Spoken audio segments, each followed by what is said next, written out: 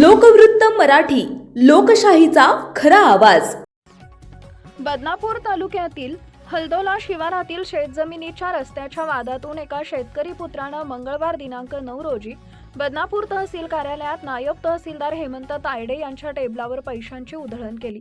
नायब तहसीलदार तायडे यांनी त्यांच्याकडे पैशाची मागणी केल्याचा आरोप शेतकऱ्यानं केलाय. मात्र नायब तहसीलदार तायडे यांनी हा आरोप फेटाळून लावला आहे. हलदोला येथील श्रीहरी मात्रे आणि जनार्दन मात्रे यांची शेतजमीन आहे. त्यांच्या जमिनीच्या रस्त्याबाबत त्यांचा शेजाऱ्यांशी वाद आहे. त्यांनी या संदर्भात तहसील कार्यालयात अर्ज फाटे केले. या संदर्भात नायब तहसीलदार हेमंत तायडे आणि अतुल बणे यांनी देखील पंचनामा केला. मात्र रस्त्याचा प्रश्न सुटला नाही. एकूणच अधिकारी पैशाची मागणी करत असल्यानं संतप्त होऊन त्यांनी मंगळवारी बदनापूर तहसील कार्यालयात त्यांच्या दालनातील टेबलवर पैशांची उधळण केली. या संदर्भात नायब तहसीलदार हेमंत तायडे म्हणाले की हलदोला येथील श्रीहरी मात्रे आणि जनार्दन मात्रे यांच्या शेतजमिनीच्या रस्त्याचा वाद आहे. त्यांनी या संदर्भात तहसीलदारांकडे याचिका दाखल केली होती.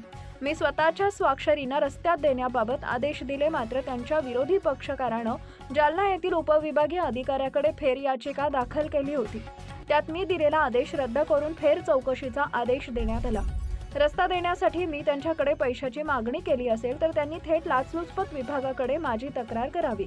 मात्र मी तशी मागणी केली नसल्यानं त्यांनी जाणीवपूर्वक माझ्या टेबलवर नोटा टाकल्या. अर्थात हा कायदेशीर विषय असून तो नियमानुसारच सुटणार आहे, असं नायब तहसीलदार तायडे यांनी स्पष्ट केलं आहे.